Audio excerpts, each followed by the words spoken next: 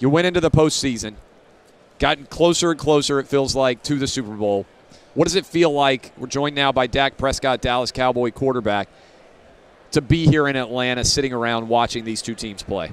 Yeah, as you said, just having a chance of getting closer this year than I had in the past, or I guess you can say it makes being here a little bit more saltier, I guess you can say. Yeah.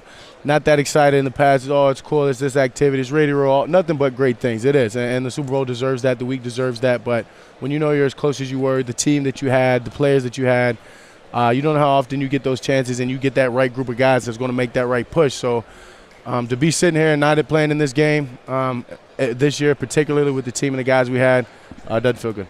Where were you when you heard you were getting Amari Cooper, and what was your immediate reaction? Yeah, so we're coming on the plane, headed back from Washington, I think going into the bye week. And we had just visited the Capitol and just done all those great things up there in Washington after a loss, sitting at 3-5. Or excuse me, at that time, I guess we wouldn't have been 3-5. We would have just been 3-4. Yep. And just knowing that you're about to play Monday Night Football against the Titans. And that was in potential of getting a guy like that, Amari, or these other guys, and just to hear that news, knowing that, man, I played against the guy in college, so I knew what he could do. The moment I heard it, I was excited. Couldn't wait to throw a ball to him and just figure out, hey, why did they give him to us? I mean, that was a for a first-round pick, you think you got to steal? We won 100%. We won 10 out of 10 in that deal. Got the type of guy we got, the player we got. We'll do it over and over. What's Jerry Jones like? A good dude. I mean, I don't think you'll find anybody within the Cowboys organization that dislikes Jerry Jones or doesn't like working for Jerry Jones. Just his the way he goes about his business, the way he's a professional to the guys and to the people, to the women that work for him. It's second to none. And I know everybody in the Cowboys organization, especially myself, we're thankful to be able to have an owner like we do. You played at Mississippi State, had a lot of success at Mississippi State. I know you're still a fan. Yeah. Are you rooting now for Dan Mullen at Florida too? How do you kind of balance out your SEC allegiances now? Yeah, you're putting me on the spot here. I hope Mississippi State fans don't take this personal, but 100% I'm rooting for Dan Mullen. Dan and everything he did, and the type of guy and the coach he is the whole reason I went to Mississippi State. And then was able to go to Mississippi State and fall in love with the environment, the campus, and everything that it entailed involved. But I wouldn't have been there if it wasn't for Dan Mullen. So now when Dan Mullen moves on, it's not any type of I'm mad or upset at him or anything like that. It's 100% support. Wish him the best. Know what he's going to do over there.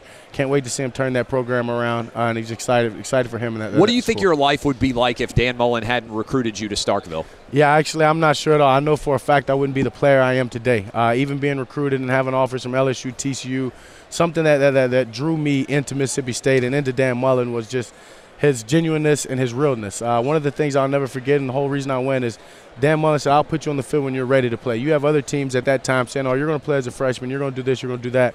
When Coach Mullen looks at you in the face and said, I don't care if it's 3 years in, you're not playing until you're ready, you know there's somebody that's telling you the truth. And simple as that, he didn't put me on the field and didn't let me play until I knew everything I was doing mentally and ahead of the game. And without him being able to develop me, teach me the game, I have no idea. I doubt I'd be right here talking to you. We're talking to Dak Prescott. What's it like to be the starting quarterback for the Dallas Cowboys and be in Dallas? Yeah, it's a blessing. Simple as that. I grew up a Dallas Cowboy fan. We're talking America's team. We're talking the greatest fan base there is.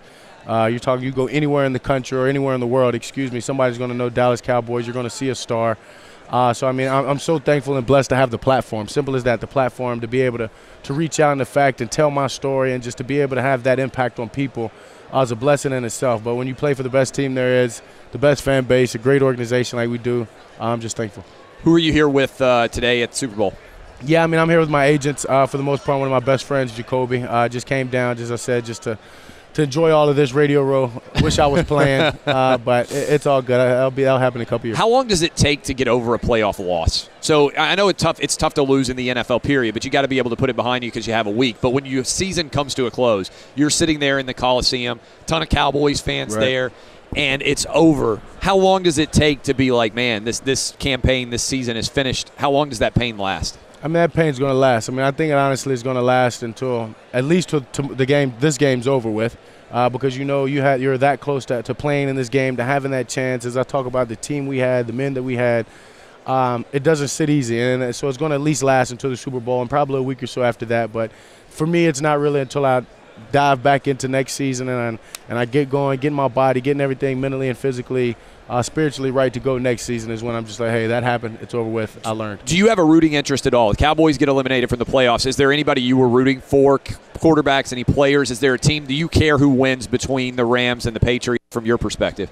Nah, not necessarily. I don't care necessarily who wins this game. I will say I wanted Drew to win, Drew Brees to win that NFC Championship game. Really just my relationship with him, the respect I have for him, the player he is, the career that he's been able to put together, even with all the adversity and everything. But coming in with Jared Goff, knowing the type of guy he is and the player he is, so excited for him. Congratulations to him and that team.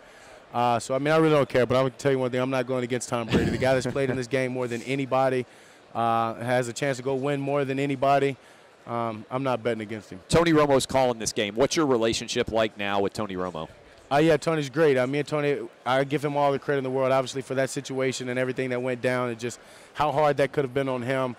I give him all the credit in the world for taking me in the right way, treating me the right way, making sure he coached me and taught me and allowed me to grow under him for the most part. And our relationship has continued to grow. We'll shoot text messages here and there, but for the most part, I'm just so thankful for what we got.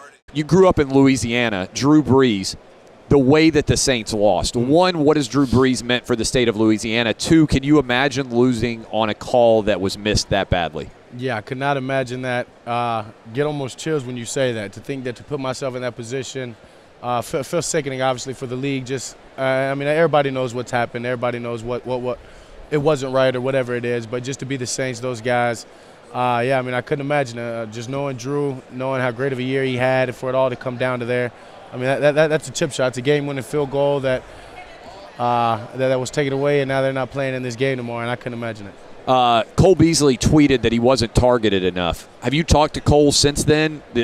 I know nowadays it's funny on social media because you guys had Des Bryant and everybody. The stories that get created sometimes on social media are wild. Right. Have you talked to Cole since then? Yeah, we've talked a couple times. You just said it. The stories and the way social media can catch fire and just take off and go in its own direction, right or wrong or whatever it may be, is remarkable in itself. But yeah, I mean, obviously I was aware and saw what Cole did, so I made sure I targeted him one more time and called him and figured everything out. So, no, Cole's great. Me and Cole have had an amazing relationship ever since I've been a Cowboy and been drafted. So, no, everything's smooth. You're here now to tell us about getting a good night's sleep, right? Right, 100%. And I give a lot of credit, honestly, to Sleep Number and to for this season that I had. We talk about getting Amari Cooper at 3-5. I tell a quick story. We're literally at 3-5. My agent's telling me, hey, we're working with Sleep Number. They wanted to give you this bed, this and that. I'm like, hey, I've got a great bed. I don't need it. I'm fine. And he finally talks. No, I mean, we're talking the Sleep Number 360, the best there is right now. Let's ride over there to the store and check it out. Go over there and check it out. And hey, we win 9 of the next 10 games. So you're giving off Sleep Comfort all the credit. I'm giving them a lot of credit, honestly. Just in everything everything the Sleep Number bed does is just remarkable. Simply just being able to tell me my scores, telling me how restful I am. The bed transitioning and working around my body as I move throughout the night is it's really, really, truly made a difference. What do you want the Cowboys to do in this offseason to be better for next season? Yeah, I mean, as long as we're moving forward and we're just trying to get progressive in everything that we're doing, whether it's obviously it's some coaching changes that we've done, whether it's adding these plays or whatever it is, as long as we're just progressing each and every day, we're going to give ourselves a chance. Does Jason Garrett, do you expect him to be even more involved in the offense and play calling and everything else? How do you anticipate the offense will change? Yeah, I'm not really sure. I think that's something that will be discussed and go into talks when you decide who your offensive coordinator is. If we go the route of staying with the Kellen Moore or another coach or whatever it is, or if you bring in somebody else, just on the simple thing, I think it needs to be discussed. Is this move happening for these reasons, for that reasons? But excited for whatever direction we're going. As I said, I know it's going to make us better. Hey, enjoyed it. Dak Prescott, Dallas Cowboy quarterback. Hope next year you can make a run. Be pretty fun to play the Super Bowl down in Miami, wouldn't it? Oh, yeah, definitely. Get a Sleep Number bed shipped to Miami. That's Dak Prescott, Dallas Cowboy quarterback. I'm Clay Travis.